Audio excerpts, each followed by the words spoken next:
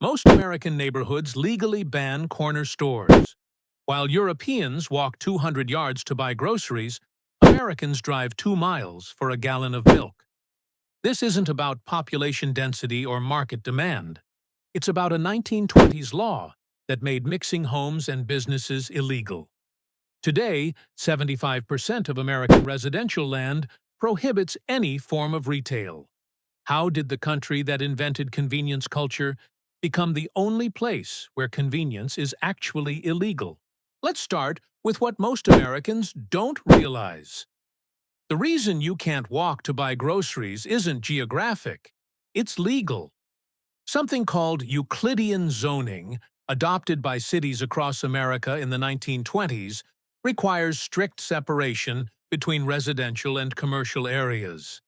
Under these laws, opening a corner store in a residential neighborhood is literally illegal, punishable by fines and forced closure.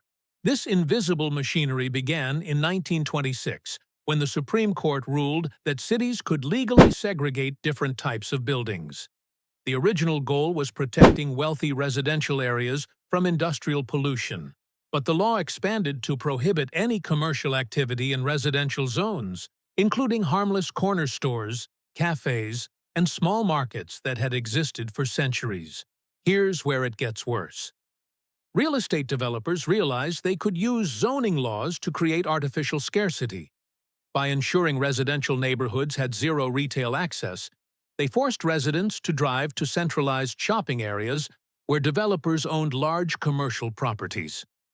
Corner stores couldn't compete because they were literally banned from existing. But it gets even more absurd. Modern American zoning codes don't just ban stores from neighborhoods, they require massive parking lots for any retail that does exist. A small grocery store must provide minimum 20 to 30 parking spaces, making corner stores financially impossible even in commercial zones. The law essentially mandates that all shopping requires driving. This is where it gets surreal. American suburbs were designed to eliminate the possibility of walking to buy anything. Zoning laws created what planners call mandatory car dependency. Every trip, no matter how short, requires a vehicle because mixing housing with basic amenities is prohibited by law. Now let's talk about what this actually costs American families. The average household makes 2.5 trips per week just for basic groceries and errands. With gas, maintenance, and vehicle depreciation, these mandatory car trips cost families approximately $3,200 annually. Multiply that across 80 million suburban households, and we're talking about a $250 billion hidden tax on residential location. The social and health costs are staggering. Children in American suburbs literally cannot walk to buy candy or snacks because retail is prohibited in their neighborhoods. Elderly residents who lose driving ability become completely isolated because basic services require car access. Studies link car-dependent neighborhoods to higher rates of social isolation and reduced physical activity. Meanwhile, the rest of the world kept mixed-use neighborhoods legal. In Barcelona, Paris, and Tokyo, corner stores, cafes, and small markets remain integrated into residential areas.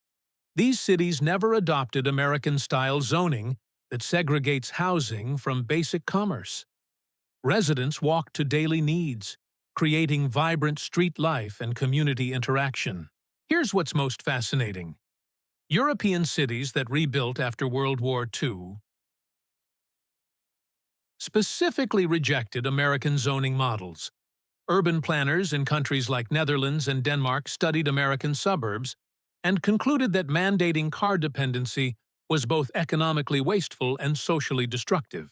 But there's hope emerging. Cities like Minneapolis and Portland are legalizing neighborhood-scale retail in residential zones. Some suburban developments are experimenting with corner store zoning that allows small markets within walking distance of homes. The growing urbanist movement questions why buying milk should require a 2-mile car trip. The story of America's banned corner stores reveals how well-intentioned laws create unintended consequences. What started as protecting residential areas from industrial pollution became a system that prohibits basic human-scale commerce. Your car-dependent lifestyle isn't a choice. It's legally mandated by zoning codes written 100 years ago. Next time you drive somewhere you could easily walk to, remember that someone wrote a law making that walk illegal, and someone else profits from your mandatory car dependency. Now I want to hear from you. Do you live in a neighborhood where walking to buy groceries is impossible? How far do you drive for basic errands? Or are you watching from a country where corner stores are still legal and normal? Drop your experience in the comments. If you found this exploration of America's banned neighborhood stores interesting, hit subscribe. There's a whole series here uncovering the hidden laws behind American urban design. See you in the next one.